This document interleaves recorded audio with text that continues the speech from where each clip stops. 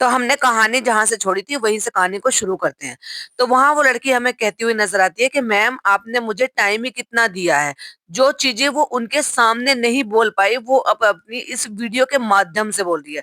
वही सवाल मेरा भी था, जो तुम इतने महीनों में नहीं कर पाए, वो 4 दिन में, 5 दिन में, 6 दिन में वो लड़की कर लेगी। इतनी एक्सपेक्टेशन तुमने उस लड़की से पाल सोचकर। आप ये बताओ, जो आप खुद कुछ नहीं कर पाई हो इतने टाइम में, जो कि काम आपका था, पैशन आपका था, तो उम्मीद बांध ली आपने, यानी कि आपको कोई बलि का बकरा चाहिए था जिसको आप पकड़ो और फिर उसके ऊपर सारी चीजें सौंप दो और खूब आजादी से अपने मेन चाइल्ड को पैम्पर करते हुए घूमो और अपने बच्चे के साथ ये सारे काम करते फिरो। और फिर तुम्हें उस दौरान ही पता चल गया था कि मुझे जो है नया शो मिलने वाला है फरा मैम की रहमो करम पर, और आपको तो वो जो है ग्रैब करना था, आपको तो वो अपॉर्चुनिटी छोड़नी नहीं थी। तो इसलिए आपको कोई ऐसा चाहिए था कि कोई ऐसा हो जो भाई मेरा जो है मुझे बहुत मानता हो, मेरा मुरीद हो, डाई हार्ड फैन हो। तो जैसे तुम्हारी ननद है ना, कि उसने वो एक लड़के को वहां पे ऐसे दबा के रख रखा है, उससे भाई सारे काम करा दे, उसने पूरा दूसरा उसको धर्मदादा बना दिया है। वैसे ही तुमने सोचा कि धर्मदादा तो भाई हमेशा के लिए मेरे साथ ही रहने वाले हैं। अब मम्मी रखती हो, धर्मदादा को रखते हो, पूरा पूरा दिन वहां पे सारे में धूल मिट्टी ये सब कुछ करते हो, दो दो लोगों को थकाती हो अपने इस काम के चक्कर में। तुम्हें ना है भाई किसी से भी, अपने बच्चों बच्चों से भी प्यार, क्योंकि अगर बच्चों से प्यार होता तो जितनी शिद्दत से तुमने अपनी ये बेटे को, इनको सबको ये टाइम दिया है ना, उसको और टाइम देते जिससे कि वो और ज्यादा मैच्योर हो जाता। और तुम कह रहे थे ना अल्हम्दुलिल्लाह हम बड़े ब्लेस्ड हैं कि हम जो है ना अगर 2 साल भी काम नहीं करेंगे तो हमें जरूरत नहीं है। 2 साल तुमने तुमने तो छोड़ा ही नहीं, तुमने तो मौका ही, जैसे तुम्हें मौका मिला, जब तक तो तुम्हें मौका मिल नहीं रहा था तो तुम्हारी जबान चल रही थी। अब जब तुम्हें मौका मिल गया तो तुमने फट से वो ले लिया और तुमने पकड़ा इस लड़की को और सारा ठीकरा उस लड़की के ऊपर फोड़ दिया। तो वही वो लड़की वो कहती हुई नजर आ रही है, वहां ना कोई टीम थी, ना वर्कशॉप थी, ना डेस्क था, ना कोई काम था, ना मैं किससे कहती और किससे मैं बात करती। तुम मुझे खुद टाइम नहीं दे रही थी, ना बताने वाला था, ना रोकने वाला था, ना कराने वाला था। तुम एक अकेली थी और तुमने जो है अपने दम पे ये काम शुरू तो कर लिया, लेकिन लोग जोड़ना भूल गई। तो बिना लोगों के काम होता होगा, बिना टीम के काम होता होगा भला? और उसके बाद उसको ये बोला गया कि आप प्रोएक्टिव नहीं हो, अपने काम को लेकर डेडिकेशन नहीं है, आपने 10 दिन से घर से निकले नहीं हो, आप घर में ही रह रहे हो। मतलब इस तरह से चुन चुन कर उस लड़की को ताने मारे जा रहे थे। किस लिए? क्योंकि तुम्हारी मम्मी के घर में रह रही थी और तुम्हारी मम्मी के घर का उसी टाइम का वो जो उनके लिए हेल्पर जो खाना बनाती है वही खाना भी वो खा रही थी। इसलिए तुमने मतलब कोई लड़की अगर आ रही है और तुमने उसको काम नहीं दिया, ऑफिस नहीं दिया, कुछ नहीं दिया, और वो लड़की अपने आप से जितना उसको समझ आ रहा था आपसे कोऑर्डिनेट करके वो घर बैठे वो काम कर रही थी, क्योंकि वो इंटीरियर डिजाइनर है। आपने उसको कोई वर्कशॉप नहीं दी है तो वो अपना घर से ही काम करेगी जैसे वो वहां से कर रही थी। तो अगर वो यहाँ से काम कर रही थी और आपने रहने के लिए जगह दी थी तो 10 दिन में ही वो लड़की तुम्हें भारी लगने लगी? वाह! या तुम्हारी तरह से जो है पैरों पे पड़ के घुटनों पे बैठ के नौकरों की तरह से सारे दिन तुम्हारी चमचागिरी नहीं की उसने, इसलिए बुरा लगा? कहती है फिर तुमको आना चाहिए था मेरे पास के बहुत ज्यादा इंपॉर्टेंट चीजें हैं, मुझे बताना चाहिए था, ये करना चाहिए था। और जब वो लगातार तुम्हें मैसेज कर रही है तब तुम क्या कर रही थी? तो वही वो कहती है कि हर दिन अर्जेंट नहीं होती, क्योंकि कोई ऐसा ऑर्डर तो था ही नहीं कि वो जाएगा नहीं तो नुकसान हो जाएगा। और हर चीज में जल्दी जल्दी में आके आपको बोल नहीं सकती। जो जैसा धीरे धीरे करके डे बाय डे दिन बीत रहे थे और काम मैं समझ रही थी और समझकर मैं आपके साथ बात करने की कोशिश कर रही थी, तो कुछ बातों का मुझे रिप्लाई मिल रहा था और कुछ का नहीं मिल रहा था। तो वही वो आगे हमें कहती हुई नजर आई कि ये आपका काम था, आपकी रिस्पॉन्सिबिलिटी थी। आपने तो मुझे इतनी अथॉरिटी भी नहीं दी कि मैं अपने बिहाफ पर मैं डिसीजन ले सकूं, कि सुबह आओ, एक दिन पहले आओ, आके बातें बताओ, सारी चीजें डिस्कस करो, पूरे दिन का मुझे शेड्यूल चेंज कर कर मुझे बताकर देकर जाओ कि क्या करना है क्या नहीं करना। वर्कशॉप नहीं है तो घर पर मत बैठो, यहाँ जाओ, लो ये लो पैसे, ये लो तुम्हारा जो है ये कन्वेंस है, ये तुम्हें वहाँ ये काम करना है, आज ये चीज लेकर आनी है। अब ये चाह रही थी मैडम कि जो मैडम के पड़े हुए माल पे दाग धब्बे लगे हुए थे, जो उस लड़की ने नोटिस करके बताया था और उसको सोल्यूशन भी बताया था, तो ये चाह रही थी मैडम कि वो सोल्यूशन भी वो ठीक कर दे और वो एक एक दाग धब्बे बैठकर छुड़ाए। वो इंटीरियर डिजाइनर नहीं थी, वो काम वाली बाई थी इनके साथ, जो इनके फर्श पर लगे हुए दाग धब्बों को छुड़ाती है, वो इनके सूटों पे लगे हुए दाग धब्बों को भी छुड़ाए। वो उसका वो काम नहीं था, उसका काम था आगे की चीजों को नया इंप्रूवमेंट कर कर आपको इंप्रूव कर कर देना, यानी कि नए नए डिजाइन बना कर देना। इन सारे कामों के लिए हेल्पर को रख लिया होता। एक बार भी जाकर क्यों नहीं पूछा कि क्या अपडेट है, कितना काम किया है, कैसे हो रहा है, क्या क्या किया, 4 दिन का क्या है मुझे बताओ।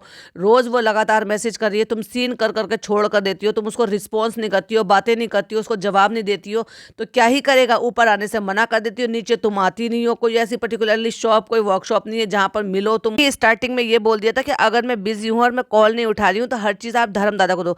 मतलब धर्मदादा तुम्हारे वर्कशॉप के या तुम्हारे काम के मालिक हैं वो? यानी कि आपने धर्मदादा को जो है जनाब से भी ऊपर का दर्जा दे रखा, अपने ऊपर से भी दर्जा दे रखा है, तो मुझे क्यों हायर करा? धर्मदादा को ही रख लिया होता, तो वही कर देते तुम्हारे सारे काम। वैसे भी 14-15 साल से तुम्हारे साथ रह रहे हैं तो तुम्हारी एक एक चीज से वो वाकिफ है कि भाई तुम्हें कब क्या चाहिए। तो वही वो आगे भी बताती है कि काम से रिलेटेड चीजों के लिए तो मैं धर्मदादा को कॉल नहीं कर सकती, तो वो तो मुझे आपसे ही डिस्कस करना पड़ेगा, आपसे ही बात करनी पड़ेगी, और आप रिप्लाई कर नहीं रहे हो। तो वही वो आगे बताती है कि रही बात कारीगर ढूंढने की, जैसे कि इन्होंने कहा कि 10 दिन से तुम घर से निकली नहीं हो, तो कारीगर कोई सड़क पे बिखरे नहीं पड़े कि जिनको मैं जाके ऐसे उठा लूंगी। कारीगर है या भिखारी है कि जो जगह जगह आपको सिग्नल पर मिल जाएंगे। उसके लिए बहुत सारी चीजें देखनी होती है, उनका काम देखना होता है, फिर ये देखना होता है कि हमारे लेवल पर वो खरे उतरेंगे नहीं उतरेंगे, या हमारी चीजों को वो सही तरीके से उस चीज को ढाल कर पाएंगे जो चीजें हमें चाहिए थी। तो बहुत सारी चीजें देखनी होती है, ऐसे ही नहीं किसी को मुंह उठाकर ले आया जा सकता। वहीं वो ये कहती है कि सिर्फ 10 दिन में आप मुझसे इतनी उम्मीद करी थी, आप तो मुंबई के होने के बावजूद भी ये सारे काम नहीं कर पाए थे। वाह,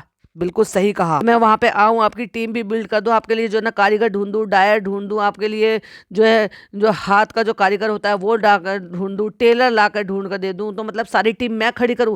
या तो मुझे पहले बता देता था कि भाई हमारा तो जीरो, बिल्कुल जीरो है, हमें तो जीरो से शुरू करना है, और उसके हिसाब से ही मेरा सैलरी पैकेज दिया होता, हर चीज के लिए मुझे जो है आने जाने के लिए कन्वेंस दिया होता, क्योंकि फ्री फंड में तो मैं फ्री के पैसों में तो इधर उधर घूमूंगी नहीं। जब तुम्हारा नल्ला पति जो है वो बिना टैक्सी के नहीं जाता था, उस जमाने में भी जब 5,000 रुपए लोगों की सैलरी हुआ करती थी और उसमें महीने का खर्चा चलाया जाता था, और ना ही कोई ऐसे जादू की छड़ी है कि मैं घुमा दूंगी और ये सारे काम हो जाएंगे, और कोई सड़क पे बिखरे नहीं पड़े हैं कारीगर। ढूंढने में टाइम लगता है, और तुम मुझसे उम्मीद कर रहे हो कि मैं 10 दिन में तुम्हें सारी टीम खड़ी कर दे देती। और वहीं वो आगे कहती हुई नजर आती है कि मैं आपके लिए ही वहां काम करने आई थी, मैं कोई मस्ती करने नहीं आई थी। मैं चाहती तो मैं भी रोज आपसे ये कह के बाहर निकल जाती कि हाँ ठीक है भाई मैं काम करने जा रही हूँ, और मौज मस्ती करती, बाहर घूमती फिरती यार दोस्तों के साथ, और आके बता देती कि हाँ ठीक है मैं सड़क पर गई हूँ, घूमना फिरना हुआ है, सब चीज हुआ है और मुझे नहीं मिला है कोई भी। तो मैं ये भी तो कर सकती थी ना, लेकिन मुझे मेरा काम करना है, ना कि मौज मस्ती करनी है। वही वो आगे बताती है कि इतनी ट्रांसपेरेंसी रखी है कि भाई मैं आपके घर में रह रही हूँ, आते जाते हर चीज पे मेरे पर नजर रखी जाती है, उसके बावजूद भी मैं बहुत ही ट्रांसपेरेंटली सारे काम कर रही थी। तो वही वो भी आगे भी कहती हुई नजर आती है कि आप अपनी मम्मी से पूछ सकते हो, अपनी हाउस हेल्प से पूछ सकते हो कि जितनी बार भी वो मुझे देखते थे कि मैं क्या करती हूँ नजर, क्या मैं सो रही थी, क्या मैं आराम कर रही थी, क्या मैं काम नहीं कर रही थी, क्योंकि मैं अपने वर्किंग आवर में मैं काम ही कर रही होती थी। और इसी रीजन की वजह से मैंने हमेशा से स्टार्टिंग से ही अपने रूम का डोर हमेशा ओपन रखा, जिससे कि लोगों को नजर आए कि मैं अंदर क्या कर रही हूँ। और आगे वो इस बात को बताती है कि रही बात इस चीज के लिए कि मैं प्रोएक्टिव नहीं हूँ, तो आपको अपना काम कराने के लिए पहले खुद से प्रोएक्टिव होना पड़ेगा। बिल्कुल सही कहा है उस लड़की ने। वहीं वो आगे बताती है कि जब मैंने पूछा कि मैं क्या खुद से कोई चीज का डिसीजन ले सकती हूँ, तो आपने फट से मना कर दिया। तो बताओ मैं अपने आप से क्या आगे से जाके कोई भी काम कर लेती, क्योंकि मैं आपको रिप्लाई करती थी, आपसे पूछती थी, आपको बताती थी, आपसे डिस्कस करना चाहती थी, आपके रिप्लाई नहीं आते थे पूरे पूरे दिन, आप कॉल नहीं उठाते थे, बीच में आप 2 दिन के लिए गायब हो गए थे, और आपने ये भी नहीं बोला कि मैं 2 दिन के लिए जा रही हूँ कहीं पे, तो कम से कम मुझे बताकर जाना चाहिए कि तुम्हें कुछ पूछना है, कुछ बताना है, कुछ डिस्कस करना है तो वो अभी बता दो, क्योंकि मैं 2 दिन के लिए अवेलेबल नहीं होंगी। ऐसे कैसे आप गायब हो सकते हो किसी के ऊपर काम छोड़कर, जिसको पता ही नहीं है कि उसको करना क्या है, कि अपडेट ले लो कि भाई मैं आज पूरे दिन अवेलेबल नहीं रहने वाली हूँ, या मैं शाम तक नहीं मिलूंगी, या कल तक नहीं मिलूंगी, कि क्या अपडेट है वो मुझे बता दो, या क्या करना है, कुछ डिस्कस करना है तो बताओ क्या करना है। अगर आपको अपने काम की इतनी फिक्र थी तो इसका मतलब आपको खुद को अपने काम की फिक्र नहीं थी। लेकिन ये क्या है ना कि आपने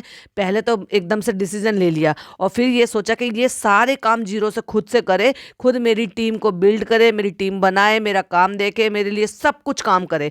और इतना करने के बावजूद भी फिर आपको एकदम से सडनली रियलाइज हो गया कि भाई ये तो मेरे लिए अब काम की नहीं है। और यही रीजन है कि वो इतना फ्रस्ट्रेट होकर ये वीडियो बना रही है, क्योंकि वो वहां पर बोल ही नहीं पाई। जब उसको इस तरह से बोला जा रहा था और इस तरह से उसको ह्यूमिलेट किया जा रहा था, तो उस दौरान उसका एक मुंह से शब्द नहीं निकला, क्योंकि वो सख्ते में थी, वो एकदम से परेशान हो गई, डिस्टर्ब हो गई कि ये अचानक से मेरे साथ क्या हो रहा है। और कितने साफ सफाई से आपने ये सारे काम किए, क्योंकि उस टाइम पे ना आपकी मम्मी थी, ना हाउस हेल्प थी, ना कोई और था इस टाइम के उस बात को सबूत के तौर पर बताने के लिए या भी साबित करने के लिए। अकेली थी यार, आपने जो मन में आया वो कह के निकल गई। और जब हायरिंग के टाइम पे तो आपके हस्बैंड थे, अब वो भी नहीं थे वहां पे, तो मैं किसको दिलाकर खड़ा करूं कि आपने किस तरह से मेरे साथ बर्ताव किया है। वही वो आगे ये भी कह रही है कि अगर मैं ये सारी चीजें किसी को बताऊंगी भी ना, तो कोई मेरा बिलीव नहीं करेगा, क्योंकि लोगों उन पे इतना अंधा विश्वास है। लेकिन मैं तो कभी भी यकीन नहीं करती थी कि लोग आपको इतना ट्रोल करते हैं तो आप ऐसे ही होंगे, क्योंकि आपने मुझे पहले ऐसे ही करके दिखाया, बड़ा अच्छे से प्यार प्यार से सारी चीजें कर कर, और आपने 10 दिन में ही अपना असली रूप दिखा दिया। क्योंकि कोई कितना ही छुपा लो, वो कहते हैं ना, लाख छुपा लो तुम, लेकिन असलियत से लोग वाकिफ आ ही जाते हैं। जब साथ में रहते हैं ना, दूर के ढोल सुहाने लगते हैं, वो कहावत बिल्कुल सही बैठती है। इसी बात को वो हताश होकर कहती हुई नजर आई कि लोग ऐसे नहीं बोलते कि एक्टर्स लोगों का कुछ नहीं होता। नहीं, एक्टर्स लोगों का नहीं, ये मैडम का ऐसा कुछ नहीं हो सकता, क्योंकि इनके कोई रिश्ते आज तक बने ही नहीं है। हर रिश्तों को इन्होंने बस ये करके तोड़ मरोड़ के यूज एंड थ्रू ही किया है। फिर चाहे वो भाई बहन का रिश्ता हो, चाहे फिर वो कोई भी रिश्ते हो, इवन अपने ससुराल वालों के साथ इनकी कौन सा अच्छी बन रही है। ये कह रही है इसलिए मुझे पता नहीं चलता कि एक्टर एक्ट्रेस का कि वो कब रियल है और कब वो एक्टिंग कर रहे हैं। नहीं, इनके तो आप केस में मेरे से लिख कर ले लो कि ये हमेशा एक्टिंग ही करते हैं। मैंने कहा ना, व्लॉग बन रहा हो या फिर ये जो अपना सीरियल की शूटिंग कर रहे हो, अगर थर्ड आई फोर्थ आई यानी कि थर्ड पर्सन फोर्थ पर्सन इनको देख रहा है तो समझ लो इनकी एक्टिंग चालू है। अपने घर वालों के लिए ही होंगे बस ये जो रियल होंगे, तो जैसे भी उनको दिख रहा होगा, लेकिन ये थर्ड आई फोर्थ आई या फिफ्थ आई, ये जो भी थर्ड फोर्थ फिफ्थ पर्सन के लिए यानी कि कोई भी होगा उसके सामने ये एक्टिंग ही करेंगे, लल्लो चप्पो करके दिखाएंगे, ज्ञान बांटेंगे, बड़ी बड़ी बातें करेंगे। कहती उस दिन मैंने देखा, उस दिन सडनली सारा ब्लेम मुझ पे आ गया और एकदम से मेरे को ऐसे बोला गया, उस टोन में मेरे से बातें किया कि 10 दिन हो गए, 10 दिन में आपने कुछ नहीं किया, सिर्फ और सिर्फ घर पे पड़े रहे। जब आपने 10 दिन में कुछ नहीं करा था, अब आप आगे क्या करोगे? सीधा तर्रारे में आके मुझे इस तरह से बात की। कहती है 10 दिन में आप मेरा ट्रस्ट नहीं जीत पाए तो आगे मेरा ट्रस्ट क्या जीतोगे? मतलब एकदम से फटाक से 10 दिन में इसने ये देख लिया कि ये औरत मेरे काम की नहीं है, इसको भगाओ यहाँ से। और ये कहते हुए कहा कि आप मुझे 2 दिन का टाइम दो, फिर मैं आपको सोच कर बताती हूँ। यानी कि 2 दिन में मैं आपका भविष्य और आपका जो है करियर वो सेट करूंगी और ये बताऊंगी। करियर डिपेंड करता है मेरे उन 2 दिन पे कि मैं आगे आपके लिए क्या डिसीजन लूंगी। और उस टाइम मेरी हालत बहुत ज्यादा बुरी हो रही थी, क्योंकि मैं पैनिक कर रही थी, मैं शिवर कर रही थी। मुझे समझ में नहीं आ रहा था कि एक्चुअली मेरे साथ सडनली हो क्या रहा है। जो इतना अच्छे प्यार से बात करते करते, लवी डवी दिखाते दिखाते, एक्टिंग करते करते अचानक से इनका असली रूप मेरे सामने आ गया। और वो इस बात को भली भांति जान रही थी, उनको समझ में आ रहा था कि मेरी क्या कंडीशन है, कि मेरे मुंह से कुछ नहीं निकल रहा था। उसके बावजूद भी वो रुकने का नाम नहीं ले रही थी वहां पर। वहीं वो उनको अपने आप में बड़ा गुस्सा आ रहा था कि इतने दिन तक हमने एडमायर किया, इतने दिन तक माना समझा, उनको अपना समझा, व्लॉग में देखा उनको और उनके साथ जुड़े रहे। वही वाली बात है ना, अंधभक्ति वाली बात। तो एक तरीके से ये और इनकी फैमिली अंधभक्त थे इनके लिए। भाई ना भैया, सही बंदी है, लोग इतना ट्रोल कर रहे हैं ब्रांड को, नहीं ऐसा नहीं है वैसा नहीं है, जैसे व्लॉग में दिखते हैं ये वैसा नहीं है, ये तो बिल्कुल अलग है, लोग खामो खा के इनको ट्रोल करते हैं। तो भाई भ्रम टूट गया होगा सानिया का एकदम से, और टूटना भी चाहिए, क्योंकि ऐसे अंधभक्तों के साथ ऐसा होना ही चाहिए, तभी उनकी आंखें खुलती हैं।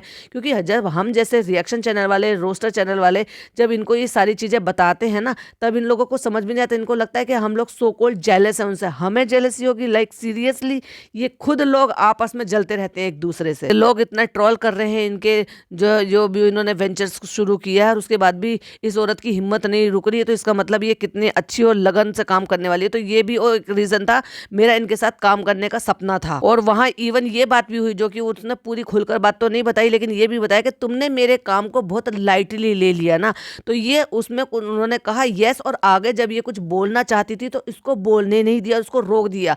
और जैसे इसने कहा कि यस और ऐसे आगे करके कुछ और बोला, तो उसने फट से कहा यस, ये हो गया ना, कह दिया ना, अपने मुंह से कह दिया ना। मतलब भाई साहब क्या शब्दों से खेलती है ये औरत। मैं ये कहना चाह रही थी कि हाँ मैडम, आपको लग रहा होगा कि मैंने आपका काम लाइटली लिया, पर मैंने लाइटली नहीं लिया, और मेरी बात पूरी होने नहीं दिया और बस मुझ पर चढ़ गई। और उनका ये रिएक्शन था, सी देखा देखा, तुमने ऐसा कहा, देखा तुमने लाइटली लिया, तुम कुछ नहीं कर सकती हो, तुम किसी लायक नहीं हो। तो आपने अपने मुंह से कबूल लिया है कि आपने मेरे काम को बहुत लाइटली लिया, अब तुम आगे क्या करोगी? अब मैं आगे तुम्हारे साथ और कुछ नहीं कर सकती, अब तो मैं 2 दिन का टाइम भी नहीं दे सकती तुम्हें। और ये कह के कह दिया कि मैं अब तुम्हें रिटेन नहीं कर सकती आगे, एकदम से। अब वो ये सोच कर देखो, जिस लड़की को ये पता ही नहीं था कि अभी 10 15 20 मिनट पहले जब वो अपना काम पे फोकस कर रही थी, और उसको ये नहीं पता था कि ये महारानी जी ऊपर से आएंगी और इतना सब कुछ सुनाकर चले जाएंगी, और अचानक से उसको फायर कर देंगी, ये कह देंगी कि मैं तो तुम्हें आगे अब काम पे रख ही नहीं सकती।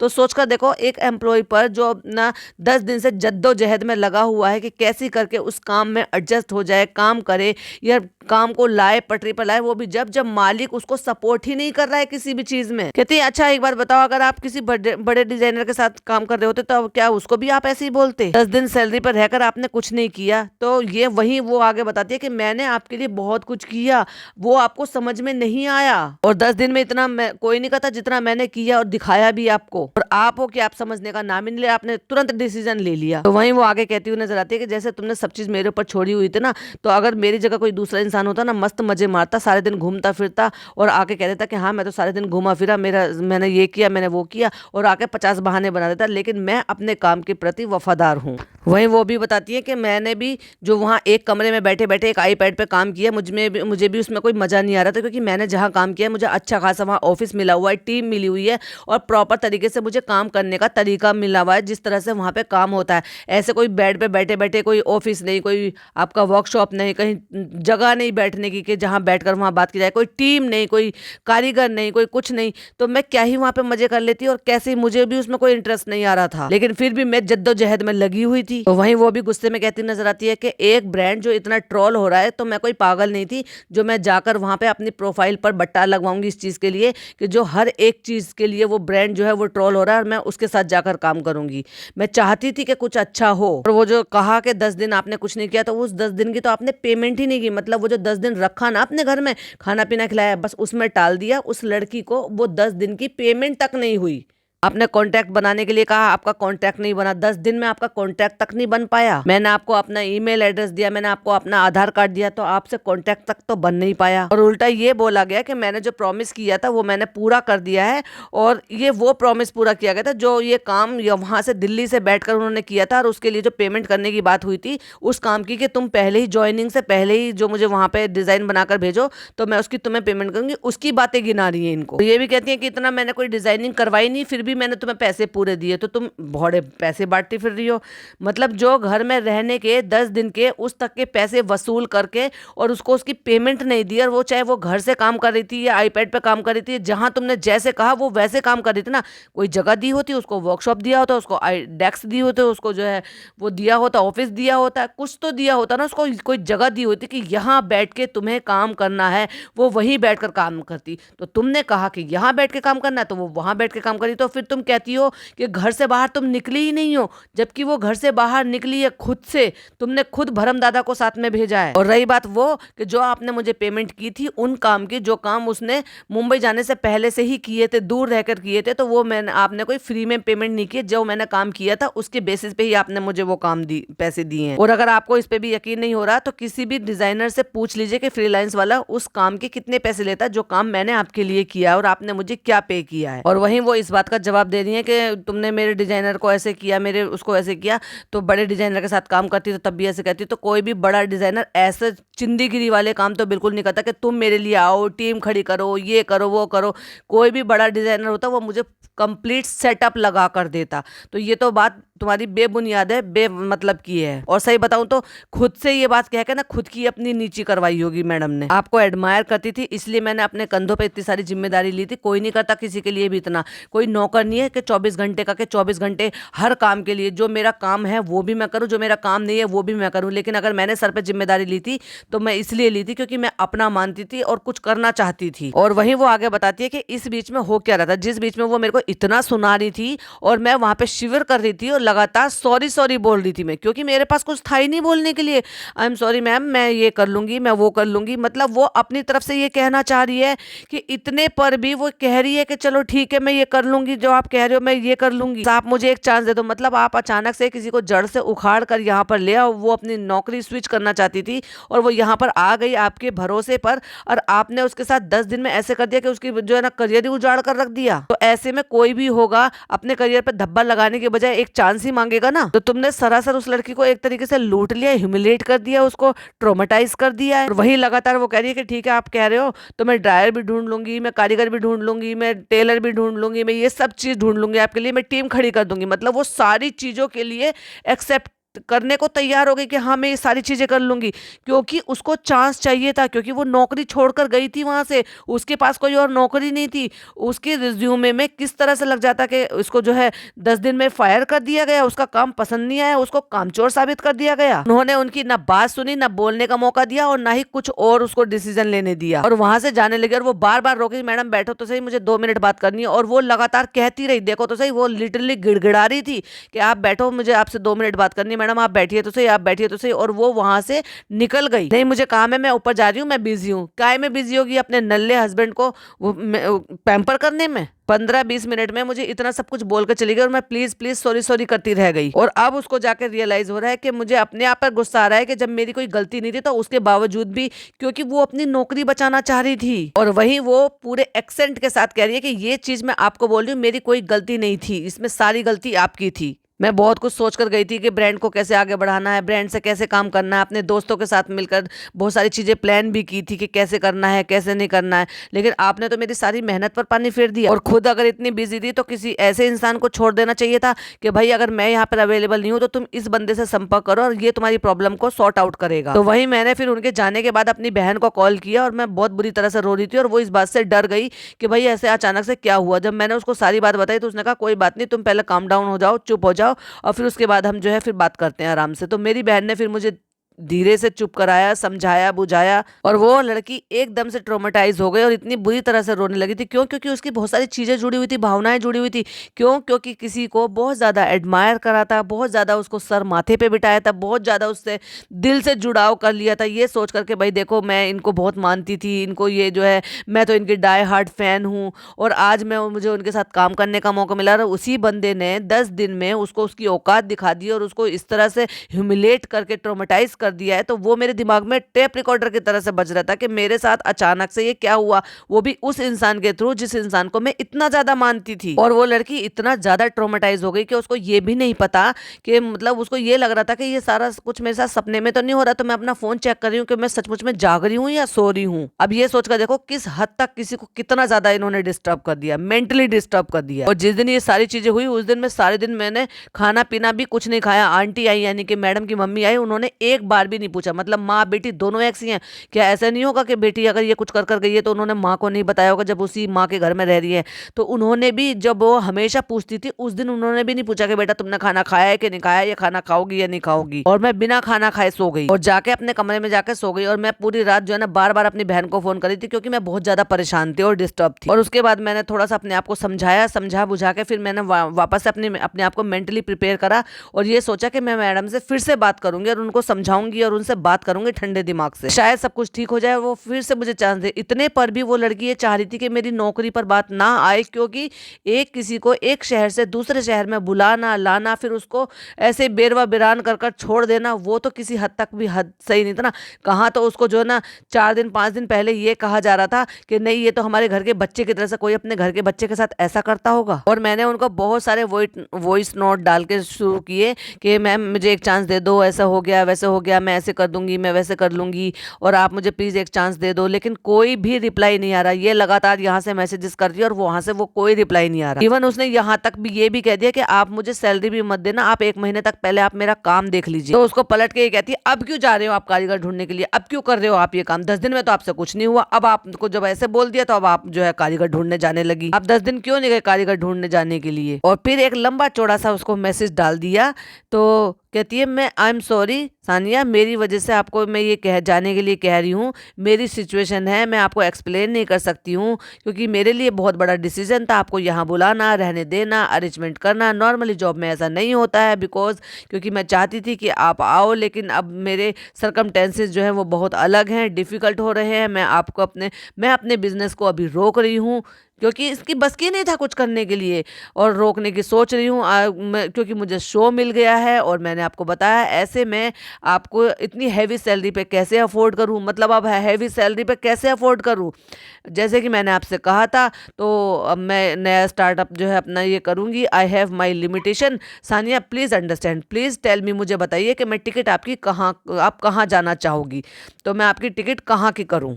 मतलब आप क्लियरली ये कह दिया कि आप तुम यहाँ से चले जाओ, अपना बोरिया बिस्तर बांधो और निकल लो। और इतने के बाद भी वो लड़की गिड़गिड़ा रही है और ये कह रही है कि प्लीज मुझे बात करनी है, आप जब फ्री हो जाओगे मुझे बात करनी है, आप मुझसे बात कीजिए। और फिर मैसेज करके कहती है कि सानिया आप कुछ नहीं रह गया है बात करने के लिए, और अब आप जो है ना आप मुझे बस ये बता दो कि आपकी टिकट कहाँ की करवानी है, तो इतनी जल्दी क्या है मुझे भगाने की। और रही बात टिकट कराने की, तो जब मैं यहाँ आई थी तो आपने मेरी टिकट नहीं कराई थी, मैं खुद से अपनी टिकट बुक करा कर आई थी, तो मुझे पता है कि टिकट कैसे बुक होती है, तो लेकिन आपको इतनी जल्दी क्या क्या है मुझे यहाँ से भगाने की, क्यों मेरी बात नहीं सुनी जा रही है। तो वही मेरी भी मजबूरी थी, क्योंकि इस तरह से मैं घर वापस नहीं जा सकती थी, क्योंकि मैंने घर पर बताया नहीं था किसी को, सिर्फ मेरी बहन को पता था। और ये कि भाई अब ये नौकरी मुझे मिलेगी नहीं, मुझे यहाँ से भगाया जा रहा है इस तरह से 10 दिन में ही। और जिस नौकरी को मैं यहाँ स्विच करने के लिए अपनी अच्छी खासी नौकरी को छोड़ कर आई थी, और उस नौकरी पे 10 दिन में ही मुझे यहाँ से भगाया जा रहा है, तो वो मेरे लिए भी सही नहीं है। और भाई किसी की भी जॉब प्रोफाइल के लिए भी तो अच्छा नहीं होता ना वो। और वहां तक भी उसने ये तक भी कहा कि मैम मेरा कॉन्फिडेंस पूरा टूट जाएगा, इस तरह से मेरे साथ मत कीजिए। और फिर भी उस निर्लज औरत ने कुछ भी नहीं सोचा उसके बारे में। और उसके बाद ये कहती है कि नहीं मैं तुम्हारी वजह से नहीं, मैं अपने लिए कह रही हूँ, क्योंकि मेरी लिमिटेशन है और मैं इतनी लंबी सैलरी जो है वो अफोर्ड नहीं, क्यों रखने से पहले तुम्हें नहीं पता 10 दिन में तुम्हारी सडनली सारी चीजें चेंज हो गई और तुम्हारी बस की नहीं था ये बिजनेस खड़ा करना, ये बिजनेस चलाना। तो ये टुच्चीगिरी करने की जरूरत ही क्या थी तुम्हें कि 4-6 सूट ले आई और ये करा लिया, एक सूट का ऑर्डर आया वो मास्टर जी से सिलवा लिया, सिलवा के ला के देख लिया। इसलिए इतने दुगने तिगने दाम रखे हुए थे उनके, क्योंकि तुम्हें सिलवाने में इन सब चीजों में इनमें जो है ना भागा दौड़ी करनी पड़ी थी। छी, अगर बिजनेस करना नहीं आता था तो जरूरी था तुम्हें इस बिजनेस में घुसना, और वो भी जब जब एक बार पहले धोखा खा चुकी हो, पूंगी खा चुकी हो बहुत बुरी तरह से, उसके बावजूद भी तुम्हें यही सब कुछ करना था, क्योंकि ये तो तुम्हारा पैशन था, पैशन नहीं था तुम्हारी जिद्द जबरदस्ती की। उन लोगों को वो जबरदस्ती के कपड़े पहनाने जिन लोगों ने तुम्हें कपड़ों के लिए ही ट्रोल किया था। लेकिन हो गया ना पचका, और सभी ने ये कहा था कि मैडम का बिजनेस नहीं चलने वाला है, ये पचका होने वाला है। और आखिरकार वही हुआ।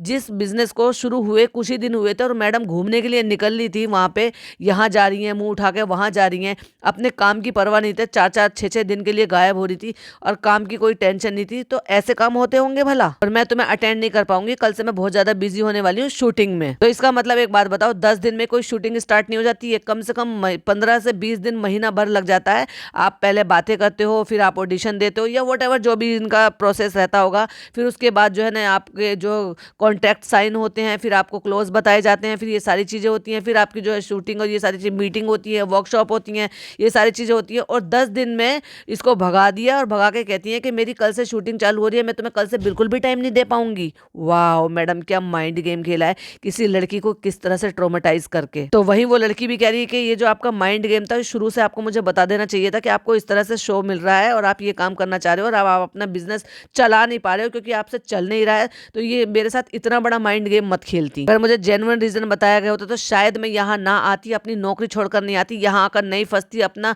जॉब प्रोफाइल खराब नहीं करती और इस तरह से ह्यूमिलेट नहीं होती। और टाइम देने में भी ये कहा कि हर जगह भरम दादा तो ना तुम्हारे साथ जाएंगे, अब भरम दादा तो कल से मेरे साथ रहेंगे, वो पूरे दिन तुम्हें तो चाहिए ना, तुम्हारी मम्मी भी चाहिए और भरम दादा भी चाहिए, पूरा दिन तुम्हारे बच्चे को धूल मिट्टी में संभालने के लिए, तुम्हारे लिए चाय पानी नाश्ता सब कुछ बनाने के लिए। तो फिर भाई तुम्हारा वो पति क्या कर रहा था, मैन चाइल्ड क्या कर रहा था? वो तो बड़ा शुरू में कह रहा था ना, मैं तो ये करा रहा हूँ, मैं डिप्पी का ये करा रहा हूँ, डिप्पी का फर्स्ट ऑर्डर आ गया, डिप्पी का ये आ गया। तो उसको इतना भी नहीं सिखा पाया कि डिप्पी का बिजनेस को थोड़ा सा जो है सपोर्ट करे और इस लड़की के साथ मिलकर जो भी चीजें करनी है उसको अथॉरिटी दे देती है, उसको समझा देती है। मगर उसको क्या पता, वो तो खुद मैन चाइल्ड है, उसको क्या ही पता। उसको तो सिर्फ पैम्पर करवाना आता है अपने आप को, अपने जिम करने से कोई मतलब नहीं है। और जिम करके भी क्या ही मिला, एक बाप का रोल। तो वहीं वो ये कहती है कि मुझे इस चीज का ताना क्यों मारा गया कि हर जगह थोड़ी ना धर्म दादा तुम्हारे साथ जाएंगे। तो ठीक है, धर्म दादा को मत भेजो, तुम रखो अपने पास धर्म दादा को, तो किसी को हायर करके रखो, किसी को रखो ऐसे काम करने के लिए, किसी को मैन को, किसी को भी इस तरह से एक हेल्पर को रखो जो इस तरह से हेल्प करे। मैं कोई हेल्पर का काम करने के लिए या मेड का काम करने के लिए आई थी क्या? वहीं वो बार बार इस चीज के लिए गिड़गिड़ा रही है, बोल रही है कि मेरे लिए बहुत बड़ा डिसीजन था, अपनी जॉब छोड़कर मैं यहाँ पर आई हूँ कुछ अच्छी अपॉर्चुनिटी ग्रैब करने के लिए, लेकिन मुझे क्या पता था कि मेरे साथ ये सब होने वाला है, वो भी 10 दिन में ही। इसलिए इस लड़की को भी इतना ज्यादा बुरा लग रहा है और किसी को भी लाजमी है भाई इतना बुरा लगना, क्योंकि 10 दिन में ही किसी को इस तरह से जॉब पे बुलाना, फिर उसको ह्यूमिलेट करना, उसको ट्रोमेटाइज कर देना, फिर उसको एकदम से फायर कर देना और उसको जॉबलेस कर देना, और फिर उसको ये कहना कि तुम तो किसी काम की नहीं हो, तुम्हें कुछ नहीं आता। उन्होंने नौकरानी की तरह से उसको ट्रीट करना कि तुम ये भी करो, तुम ये भी करो, तुम ये भी करो। भाई वो उसको जितनी उसका काम है वो उसको वही काम तो करेगी, या तुम्हारा झाड़ू पोछा बर्तन ये सब कुछ भी लगाएगी, कल को टॉयलेट भी साफ कराने के लिए बोल देती उसको। कहती मेरा बहुत बड़ा डिसीजन है तुम्हें यहाँ बुलाना, अकोमोडेशन देना, खाना पीना ये सब कुछ रखना, तो ये तुमने एहसान नहीं किया, तो ये तुम्हारी बात पहले से ही तय हुई थी, तुम साफ मना कर देती कि नहीं है। वो फिर उसका डिसीजन होता कि फिर वो यहाँ आती या नहीं आती, और आती तो कहीं और रहती और अपना इंतजाम खुद से करती। और जब वो बार बार एक ही चीज को कहती कि बताओ तो तुम्हें कहाँ जाना है, तुम्हारी टिकट बुक करा दूं, तो मुझे समझ में आ गया था कि अब इसके आगे इनको और कोई बात नहीं करनी है और इनको यही बात खत्म करनी है और इनको मेरा करियर खराब करना था, इन्होंने मेरा करियर खराब कर दिया। जब सुबह मैंने फिर से उन्होंने यही कहा कि तुम मुझे बता दो कि कहाँ जाना है, अगले दिन सुबह, तो फिर मैंने उनसे यही कहा कि मैम मुझे कहीं नहीं जाना, मुझे मुंबई में रहना है, मुझे यही रहकर काम करना है, मेरा अभी कोई प्लान नहीं है मुंबई से जाने का, आप टेंशन मत लो, मैं चली जाऊंगी यहाँ से। तब कहती है कि नहीं, तुम जो है मुझे बताओ कि तुम कहाँ जा रही हो, अपनी मम्मी से अपनी बहन से मेरी बात कराओ, क्योंकि हमने जिम्मेदारी ली थी तुम्हें यहाँ पे रहने के लिए, तो तुम हमें बताकर जाओगी, तुम जहाँ पर भी जा रही हो हमें एड्रेस दोगी, अपनी मम्मी से अपनी बहन से बात कराओगी हमारी, क्योंकि आपकी मम्मी पापा मुझे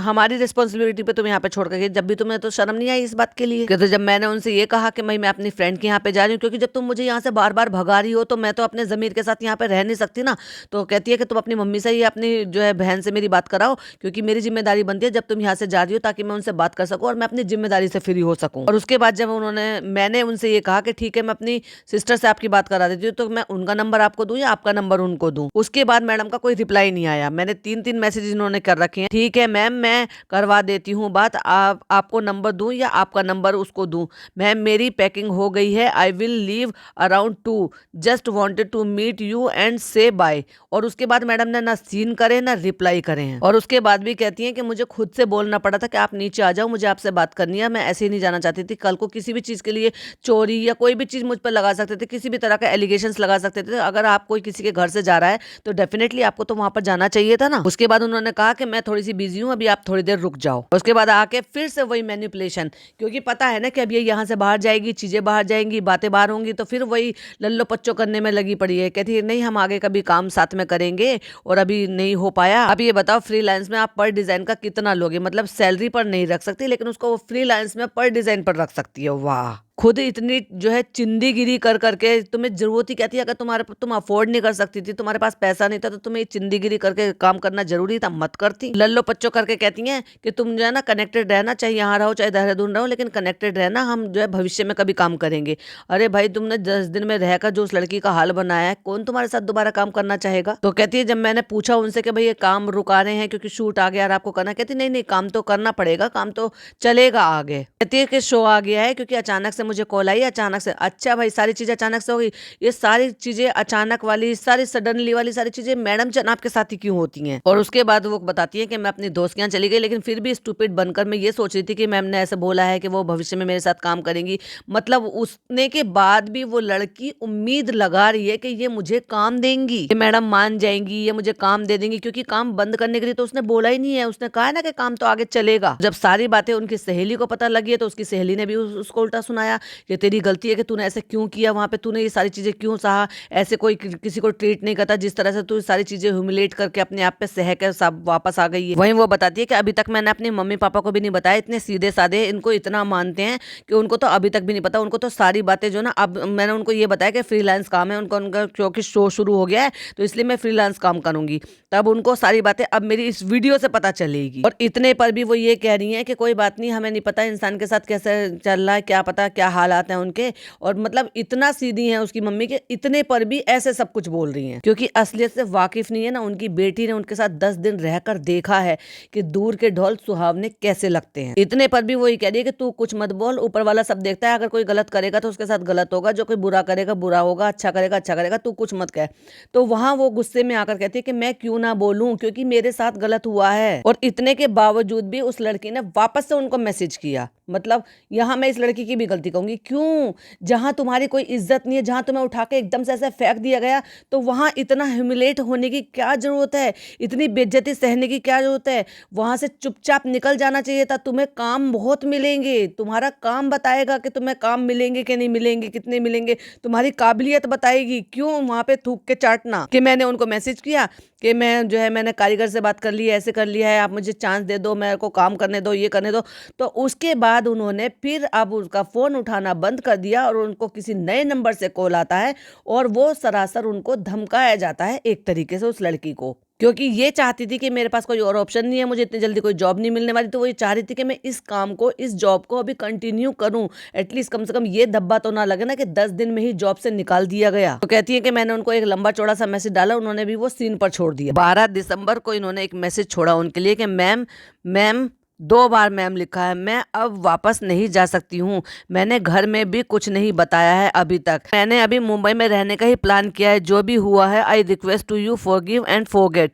मैम मैं जॉब छोड़कर आई थी दिल्ली से और अब मेरे पास कोई जॉब नहीं है, मैंने कुछ कारीगर से बात की है, वो ऑलरेडी काम कर रहे हैं, तो मैं वहीं से आपका काम करवा सकती हूँ।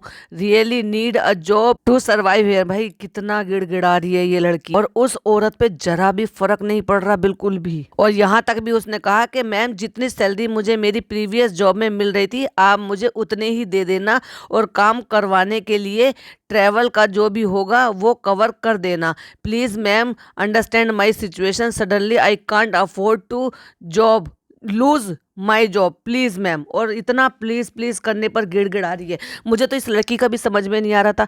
जब तुम्हें समझ में आ गया कि वो औरत बिल्कुल कुछ सुनने वाली नहीं है, उसमें बिल्कुल भी मातृत्व नहीं है। जब तो एक तरफ तो कह दिया ये फैमिली मेंबर जैसे, लेकिन तुम्हें फैमिली मेंबर की तरह से उसने रखा नहीं, एकदम से जड़ से उखाड़ के तुम्हें वहां से यहाँ बुला लिया।